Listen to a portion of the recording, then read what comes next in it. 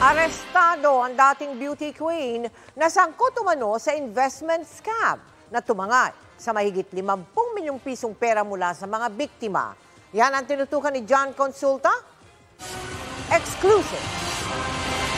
Sa hotel na ito sa Lawag, Ilocos Norte na corner ng mga tauhan ng Lawag Police at Batangas Provincial Police Office ang kanilang target na dating beauty queen.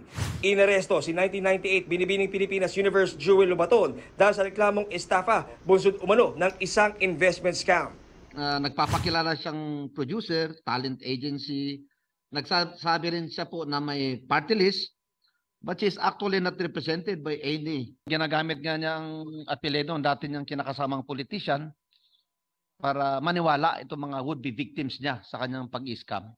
Ayon sa pulisya, mahigit 50 milyong piso raw ang nakuha ni Lubaton sa kanyang mga umanong naging biktima. Kabilang rito ang ilang opisyal ng gobyerno. Iisa pa lang po itong warrant na to pero mahigit pa po sa isa ang nagreklamo laban sa kanya. More than 10 siguro. Basta marami. At karamihan mga politicians pa at kanilang mga kamag-anak. Sinubukan namin kunan ng payag ang dating beauty queen pero tumanggi ito. John Consulta, nakatutok, 24 oras.